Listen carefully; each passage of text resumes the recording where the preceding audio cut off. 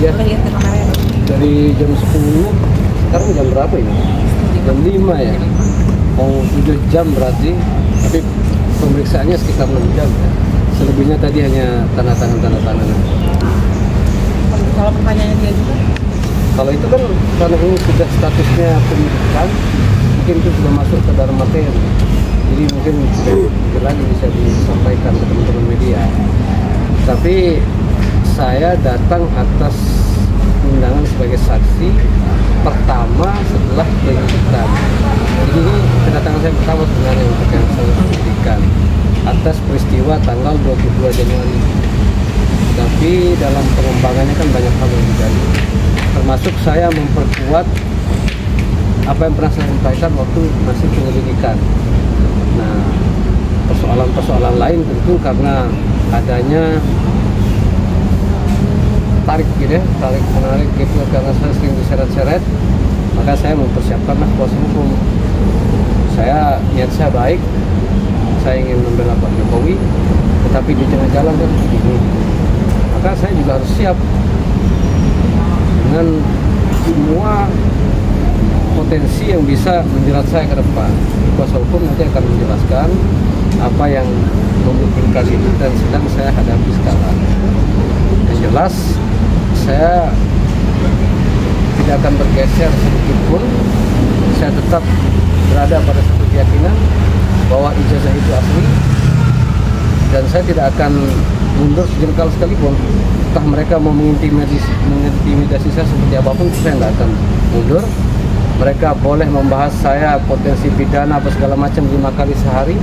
Setiap kali keluar dari pemeriksaan mereka selalu menyalahkan saya. Tapi itu kan maunya mereka.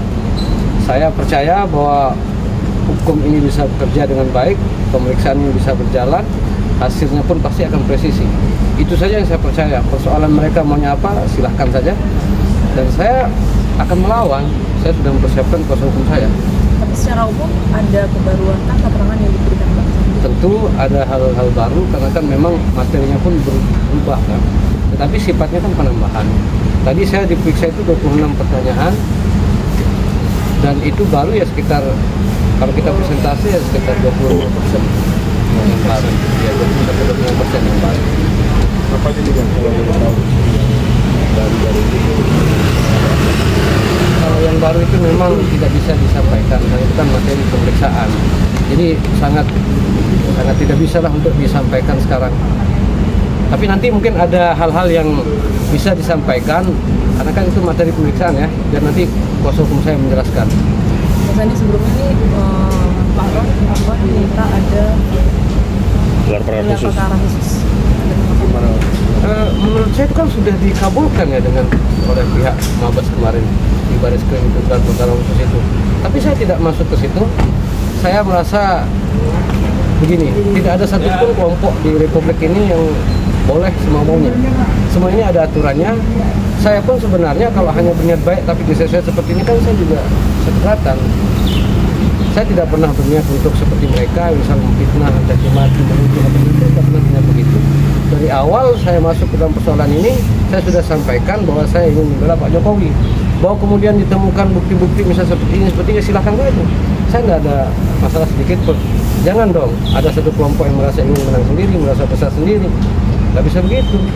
Kita ikuti apa yang sedang diupayakan di sini. Saya rasa dari semua yang sudah diperiksa sekarang menurut informasi yang sudah ketemu 48. Dan kemarin kan rame-rame itu 27. Ya sekarang mungkin saya terakhir. Ya, saya nggak tahu apa setelah ini saya akan langsung tetapkan baru, tapi itu pengembangan dari pertanyaan sebelumnya. Kita ada 25% yang baru gitu Bang. Ya, 25% yang baru. Itu bakal ada pemeriksaan lagi nggak Bang terhadap Abang next gitu berapa? Saya tidak bisa menjawab itu karena itu kan pasti atas pendalaman yang dilakukan oleh penyidik ya.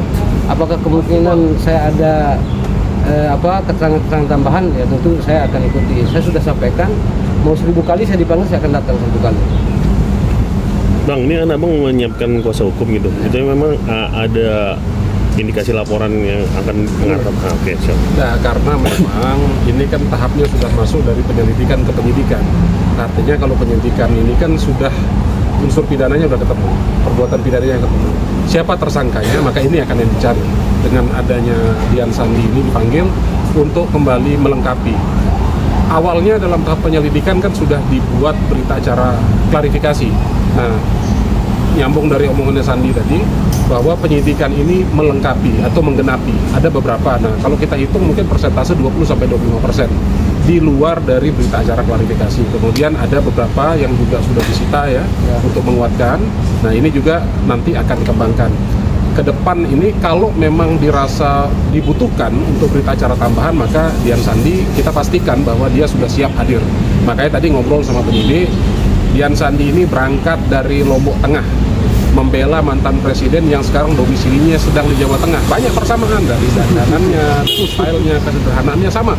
Bahkan Sandi ini sebelum tahap penyidikan dia maju sendiri, dia maju seorang diri.